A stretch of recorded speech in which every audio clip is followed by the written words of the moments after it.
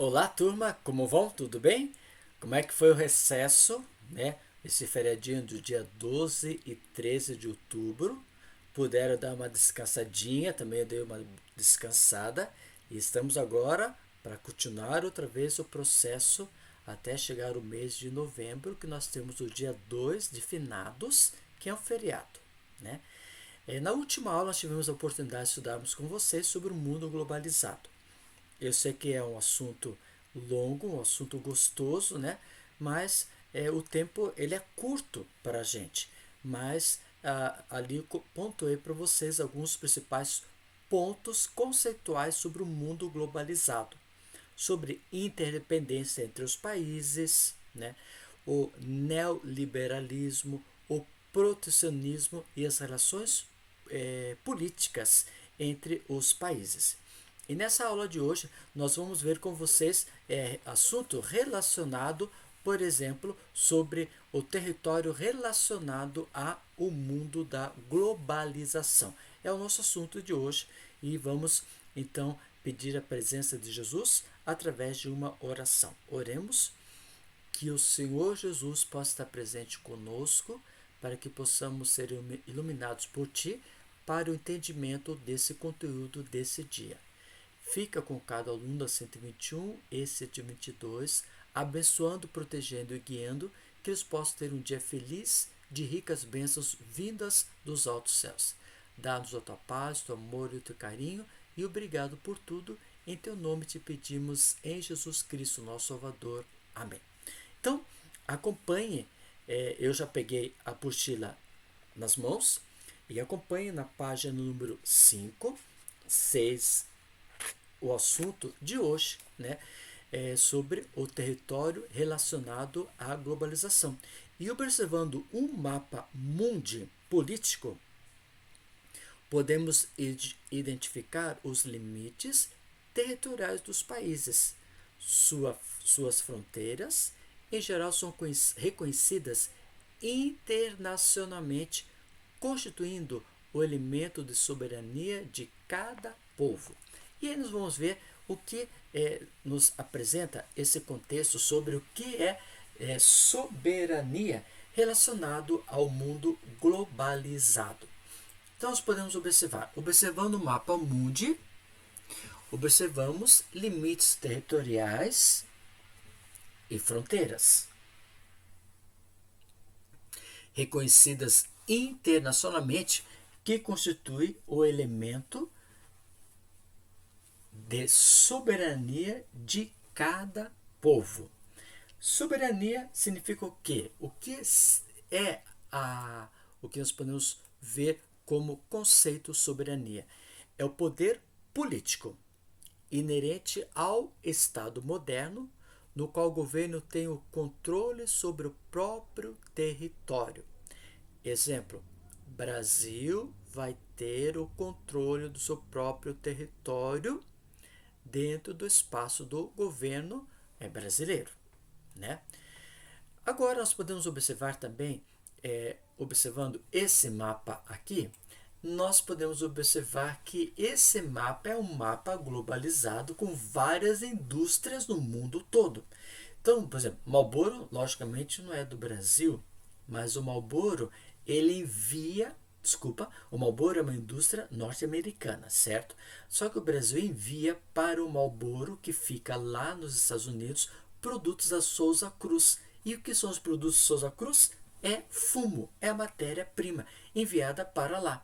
E você pode observar, em todo o mundo hoje nós temos lá vários produtos, ó, Coca-Cola, Nescafé, AGE, Gillette, Coca-Cola, McDonald's, o Marlboro, HP, BMW, a Nokia, Samsung, o Google, o banco do Citibank, Microsoft, a Disney. Você pode observar que tudo isso está ligado no mundo da globalização.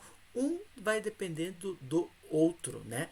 Porém, quando você fala em limites territoriais dentro da globalização da economia, os limites já não são os mesmos expressos no mapa político. Por exemplo, assim, como assim mapa político, né? Quando você vê aqui O Marlboro, como eu falei para você, o Marlboro não é uma indústria brasileira, é uma indústria norte-americana. Mas aqui, como diz, ó, os limites já não são os mesmos expressos no mapa político, porque os produtos todos estão aqui envolvidos para o mundo todo, né? Envolvidos para o mundo todo. Então, por exemplo, aqui a Nokia não é uma empresa que, olha, ela está aqui na Ásia, né?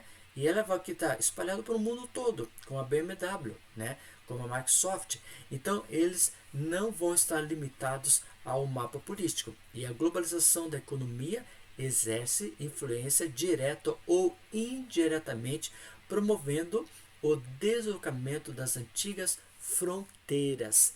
Então, essas fronteiras que nós temos entre os países são chamadas fronteiras físicas, separadas por um rio, por exemplo, Brasil e Paraguai. Nós temos a ponte de amizade separando, que está em cima do rio Paraná, separando o Brasil e o Paraguai. Agora, quando você fala influência direta ou indiretamente da economia, os produtos brasileiros que vêm da China, passam pelo espaço brasileiro, elas são enviados para o Paraguai. E muitos produtos nossos brasileiros ou do Paraguai, ela tem vice-versa o seu próprio processo. Por exemplo, está chegando esse período que nós conhecemos, né? O período que já passou também, né? Já passou agora já uns 2 dias, que foi o Dia da Criança. E aí, todo ano, o que acontece? Muitos brasileiros vão para o Paraguai comprar grande quantidade de presentes no Paraguai, que é muito mais barato, os produtos, né? Por causa que não tem impostos. Só que reverteu a situação. Muitos brasileiros, em vez de ir para Paraguai fazer compra, estão indo para Foz do Iguaçu fazer compra. Porque no Foz do Iguaçu, por ser o mesmo espaço a nível econômico, ainda eles reduziram os impostos e fizeram com que os produtos do Foz do Iguaçu tivessem mais saída do que o produto do Paraguai. Com isso, é um espaço do mundo globalizado para não perder, por exemplo, pelo processo da pandemia que está ocorrendo atualmente, né? Então, isso nós chamamos o processo de interdependência econômica, nós chamamos esse processo de essa globalização, focalizando que o mundo está envolvido na questão de economia e não observando, por exemplo, a questão de aspecto físico. Estas passam a ter um valor secundário, submetido a acordos internacionais. Isso, então, se eu lesse só o questão amarelo, diz assim, ó, limites já não são os mesmos expressos no mapa político, submetido a quê? A acordos internacionais. E esses produtos entram no espaço de Brasil, e Brasil entra os produtos nosso para fora também. Como, por exemplo, o Boticário é uma indústria exclusivamente brasileira, mas ela já invadiu, por exemplo, o mercado norte-americano, invadiu o mercado europeu, invadiu o mercado asiático. Foram o quê? Foram esses produtos se submeteram a acordos internacionais. O que é acordo internacional? É a qualidade do produto, a forma do produto, né? A composição do produto, como esse produto ele vai ser benéfico para o ser humano, para a natureza, né? Não degradando o próprio meio. Então, fez com que esses acordos internacionais pudessem os nossos produtos do Boticário entrar, por exemplo, no mercado internacional. Isso é esse grande espaço do mundo globalizado que nós estamos vivenciando. Por exemplo, essa indústria da Sony é uma indústria que é lá da região do continente asiático, do Japão, e ele foi feito um acordo para ter aqui no espaço brasileiro, né? Com o fortalecimento da globalização nas últimas décadas, o poder privado, representado pelas empresas transnacionais, ocupa cada vez mais o papel originalmente destinado ao Estado e muitas vezes com poder de decisão superior. e ao Estado resta se adaptar às novas funções, como as de fornecer estrutura para a instalação das empresas transnacionais. Por exemplo, Sony, como eu falei para vocês, não é uma empresa brasileira, é uma empresa japonesa que ela veio para o Brasil para investir os seus produtos. Mas o Estado, no caso o Brasil, ela deve ser o quê? Adaptar-se à estrutura de uma nova empresa dentro do espaço brasileiro. Como assim? Onde vai ser instalado a indústria, né, ou a empresa? Quais são os benefícios para a empresa e para o local? A mão de obra de qualidade, o salário, a propaganda, né, os produtos, tudo isso vai ter o quê? Vai ter espaço para que esses produtos possam circular-se numa boa no mercado brasileiro. Eu coloquei essa da Sony porque você pode observar que atualmente a Sony já faz mais ou menos uns 15 dias que ela pediu para retornar, tirar a Sony brasileira e voltar para o seu aspecto lá do Japão, retirando todos os produtos aqui do Brasil. Isso porque ela viu que não está dando mais, por exemplo, lucro investir no espaço brasileiro, começa a retirar-se e ir para voltar para o seu espaço ou investir em outras localidades. Isso são o quê? Esses acordos que ocorrem no processo de meios transnacionais. Nós podemos observar também, aqui você observa essa gravura, essa foto, né? Aqui temos esse conjunto de arranha-céus, que são empresas multinacionais que estão investindo no Brasil, principalmente na cidade de São Paulo, aqui à margem do rio Pinheiros, né? E aqui você vê uma grande concentração de favelas. Então, nesse mundo que nós podemos observar o território relacionado à globalização, nós podemos observar dois tipos de classes sociais bem vigentes. Na marginal do Rio Pinheiro, nós vamos ter o asfalto, os carros circulando para lá e para cá, vamos ter o conjunto de favelas e vamos ver o conjunto de prédios que tem a presença de empresas multinacionais. Essa é a grande disparidade que existe entre países ricos e países pobres. E essas empresas multinacionais, elas vêm investir nos países chamados subdesenvolvidos ou emergentes, porque observa aqui que nós temos o quê? Grande quantidade de matéria-prima. Enquanto as corporações estrangeiras e o Estado, no caso o Brasil, se apropriam do poder redistribuídos sobre os moldes da globalização. Grande parte da população mundial, segundo os estudos da própria ONU, Organização das Nações Unidas, continua submetida à desigualdade e à pobreza. Esse é um ponto negativo do território quando está relacionado à globalização. Então, por exemplo, naquela gravura que eu mostrei para você, nós podemos observar muito bem essa desigualdade social entre aquele conjunto de prédios corporativos de economia de primeiro mundo, de países ricos, em contrapartida um conjunto de favelas. E a própria ONU coloca, né, que os estados, no caso o Brasil, está sendo que submetida a essas corporações estrangeiras que muitas vezes vêm para cá para fornecer melhores condições de salário, mas surge essa grande desigualdade social. Esse é um dos fatores negativos dessas empresas instaladas no espaço Brasil, por exemplo. As transnacionais, na página 5 a 6. Né? E aqui você pode observar grande composição de várias empresas mundiais, chamadas transnacionais, que estão investidas em praticamente no mundo todo, como você pode observar nessa gravura. Aí, seguinte, para que uma empresa conquiste o status de internacional, após a aceitação de seus produtos no mercado nacional, a empresa em questão exporta, torna-se conhecida e finalmente amplia a sua atuação no exterior. O que quer dizer com esse texto que nós acabamos de ler? Nos dias seguintes, por exemplo, o chinelo Havaianas. O chinelo Havaianas é de origem São Paulo, Brasil.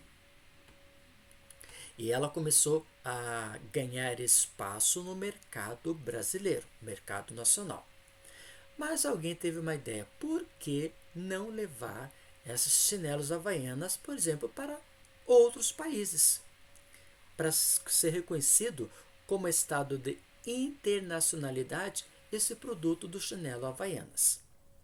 Foram lá para Paris, por exemplo, na França, onde Paris é a sede mundial da propaganda feminina, e Milão para a propaganda masculina de produtos de moda no geral e design. Então eles chegaram na França e começaram a fazer propaganda dos chinelos Havaiana. Mas olha, não deu lucro nenhum. E o pessoal faz o seguinte: ninguém quer comprar produto brasileiro, principalmente chinelo Havaianas. Aí eles fizeram o seguinte: para se submeter-se, que esse produto pudesse chegar nos pés das francesas, eles tinham que submeter a quê? A fazer perguntas, pesquisas, para observar se esse chinelo poderia ter saída, por exemplo, nos pés das francesas. Então, eles começaram a fazer pesquisa, perguntando para as mulheres se aquilo era legal, se o material estava bom, se era confortável, se as cores, o design do chinelo estava proporcionando um fator positivo ou negativo para a população.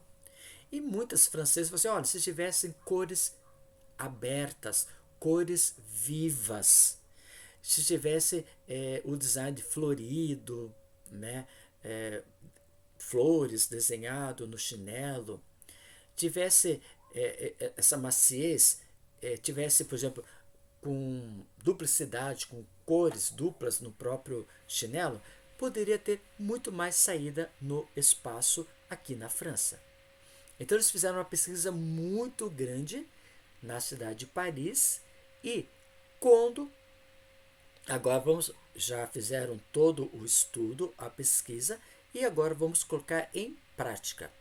Então vieram para o Brasil, né, os pesquisadores, e estudaram e fizeram novas formas, cores, coloridos, com flores, etc. E foram para onde? Para a cidade de Paris. Nessa localidade que você pode observar na gravura, aqui você pode observar a Torre de Paris, né?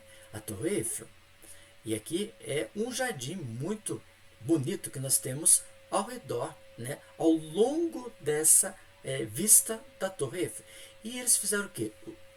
Enfeitaram esse gramado, esse local aqui, onde as francesas passam muito tempo no período do verão descansando, tomando chá, por exemplo, brincando ou jogando. E eles colocaram o quê? Vários chinelos havaianas nesse espaço. O que aconteceu? Esse produto de chinelo havaiana, ela conseguiu conquistar os pés das francesas. E não só das francesas, como também dos franceses. E com isso, o chinelo havaiana, ele conseguiu ocupar a posição de grande status internacional para os franceses. Então, nisso que aconteceu? Para que essa empresa pudesse chegar lá, foi feito o quê? Teve que estudar o mercado para aceitar os produtos, teve que ser estudado para que o produto pudesse chegar a ser um produto internacional. Alguns conceitos gerais. Multinacionais são bases operacionais em outros países. Transnacionais instalam-se unidades em outros países. E globais, qualquer fronteira nacional nós vamos ter o seu produto. Coca-Cola, ela extrapolou o espaço mundial e temos a Coca-Cola no mundo todo, por exemplo. Então, esses são os termos utilizados que nós podemos observar como multinacionais, bases operacionais em outros países. Por exemplo, eu tenho a Petrobras, que é uma empresa nacional. E ela tem bases em outros países, como a Bolívia, nos Estados Unidos. Então, nós chamamos de multinacional, né? Quando uma empresa tem outras localidades. Transnacionais instalam-se unidades em outros países. Por exemplo, a Volkswagen, ela é uma indústria da Alemanha e ela veio instalar aqui no Brasil. Então, nós chamamos de transnacionais. E globais, como, por exemplo, qualquer fronteira nacional, vamos ter o produto da Coca-Cola. Ela invadiu o mundo todo. Esses são os conceitos que nós utilizamos para o mundo relacionado à globalização com o território. O principal interesse de uma empresa em se instalar num país está no mercado consumidor. Porém, quando se trata em um país em desenvolvimento, as vantagens são maiores. Como você pode observar nessa gravura. Aqui chegou o período, por exemplo, de troca de estação do ano. Ou, por exemplo, do inverno para a primavera, da primavera para o verão, verão para o outono e assim por diante. E quando tem troca de estação do ano, logicamente vão ter o quê? Troca de produtos. Ao trocar produtos, muitas vezes os produtos ficam em estoque e vai perder, lógico que vai perder. Então eles fazem o quê? Eles fazem esse processo de liquidação, liquidando praticamente quase 70%. Com isso, esses produtos eles não vão ficar estocados e tem a sua saída. Como você pode observar aqui em São Paulo, né, ali na 25 de março, onde temos esse espaço de várias pessoas tendo para o mercado consumidor, né, que tem esse processo de vantagem nos países que temos o processo do mundo chamado subdesenvolvido. Então os produtos vão se deslocando para essas determinadas localidades.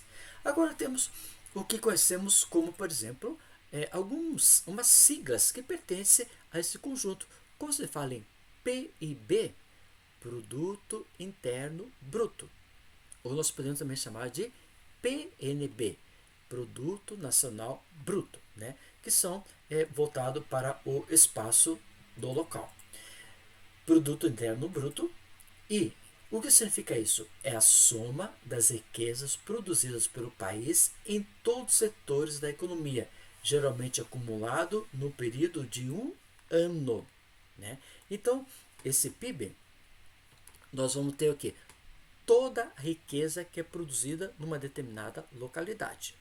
Aí vai estar envolvido o setor da economia primária, setor da economia secundária e vai estar envolvido o setor terciário. Todos os setores estão aqui envolvidos para gerar um produto interno bruto ou produto nacional bruto, que vai ter o quê? Um acúmulo durante o período de um ano para ter o quê? A riqueza produzida por esse PIB. Por exemplo, eu tenho a plantação de soja em grande quantidade. É uma matéria-prima de atividade econômica primária. Só que essa atividade ela vai para a indústria, essa matéria-prima, a soja, e vai ser transformado em quê? Em derivados, como óleo, farinha, o líquido, né, de toda a transformação da soja. Isso é transformado no setor industrial. E depois desse setor industrial, ao ser transformado, se elabora o produto e fica pronto o produto. E esse produto então é vendido aonde? No setor terciário. E ao ser vendido no setor terciário, ele passou pelo setor primário, passou pelo setor secundário e passou pelo setor terciário e tem esse acúmulo durante o processo econômico durante um ano. Isso nós conhecemos então como Produto Interno Bruto, ou PNB, Produto Nacional Bruto. Aqui você pode observar esse gráfico foi elaborado, esse infográfico elaborado em 1º de setembro de 2017. Portanto, 17, 18, 19, 20, 3 anos mais ou menos já passou essa estrutura. E nesse período a variação trimestral do PIB brasileiro em porcentagem. Primeiro trimestre, segundo trimestre, terceiro trimestre e o quarto trimestre, 2015, 2016 e 2017. Olha só, tudo está abaixo da linha do zero. Menos 1,2, menos 0,5.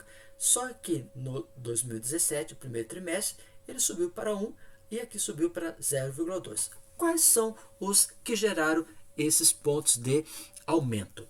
Então, nós podemos observar o agronegócio, que sempre tem crescimento, só no segundo trimestre, que praticamente quase foi nulo.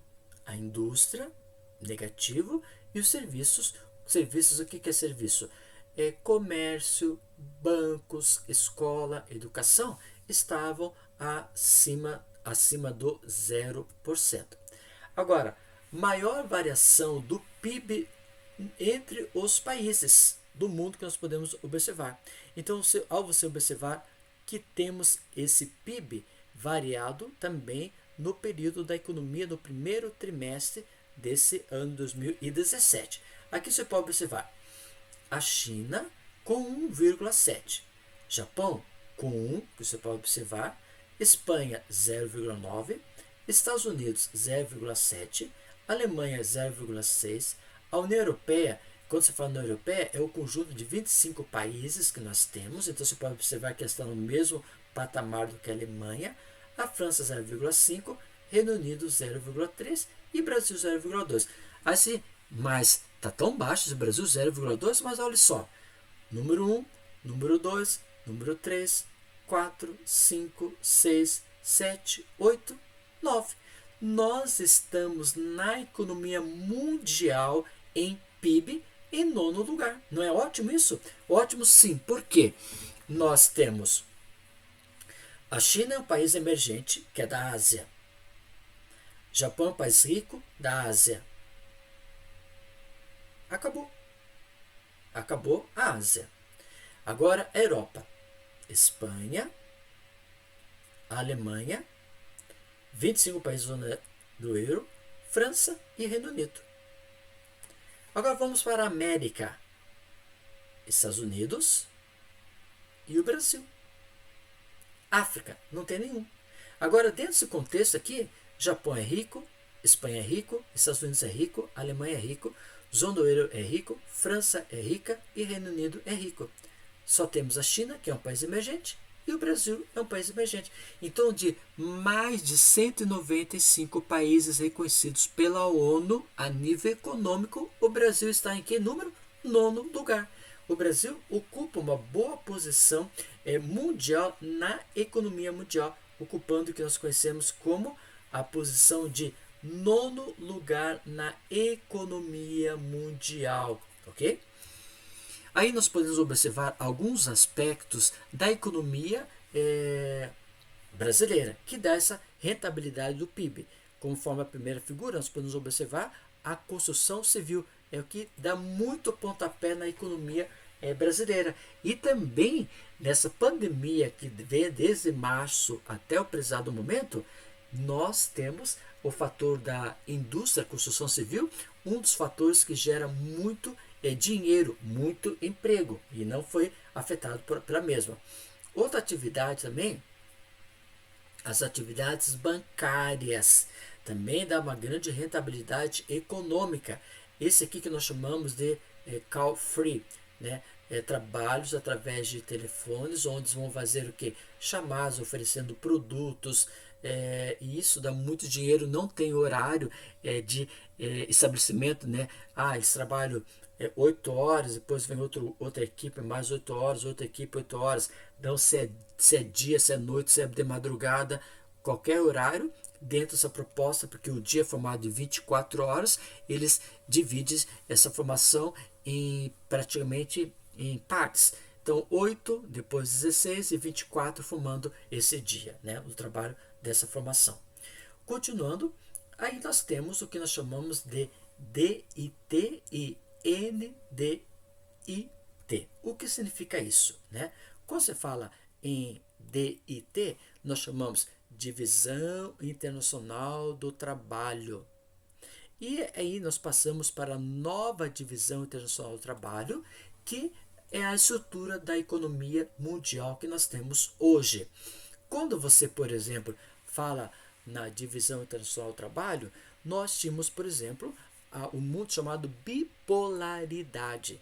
Ou era controlado pelo mundo norte-americano capitalista e ou comandado pelo mundo da URSS através do sistema socialista. Hoje, na nova Divisão Internacional do Trabalho, os nossos produtos estão lá fora e os produtos lá de fora também entram na economia brasileira.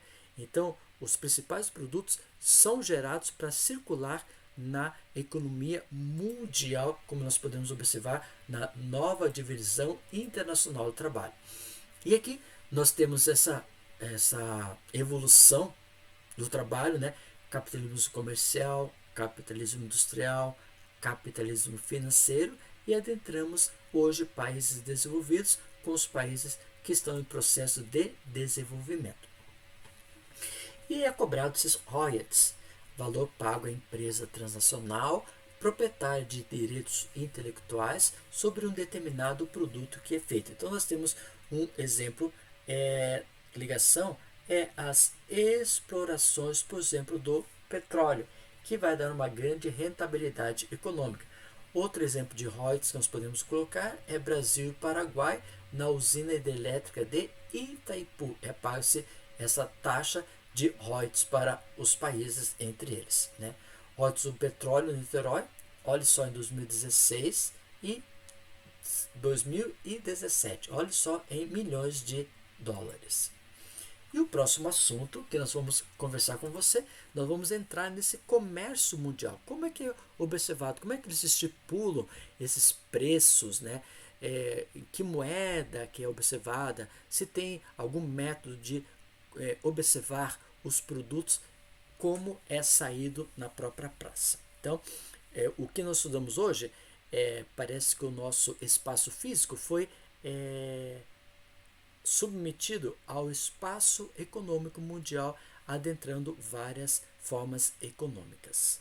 Muito obrigado pela sua atenção e na próxima aula vamos continuar falando sobre o mercado envolvendo questões relacionadas, por exemplo, qual moeda que trabalha nela, quais são os pontos positivos e negativos do mercado mundial. Então esse é o nosso próximo assunto, o comércio mundial, ok? E que Deus possa abençoar você ricamente e que possamos sempre ter a paz de Jesus Cristo no coração. Obrigado pela atenção e finalizando uma oração. Que a tua presença, o teu amor e o teu carinho esteja com cada aluno e que possamos ter a presença de Jesus Cristo no nosso coração. Muito obrigado por tudo e estenda essas bênçãos aos seus queridos alunos e também aos seus queridos familiares. Venha ficar conosco, obrigado por tudo e obrigado porque através do teu grande amor, nós somos mais do que vitoriosos. É em teu nome que te pedimos, em Jesus Cristo, nosso Salvador. Amém. Turma, muito obrigado. Que Deus possa abençoar você ricamente e que no próximo aula nós vamos continuar o assunto. Obrigado, fui, tchau, tchau.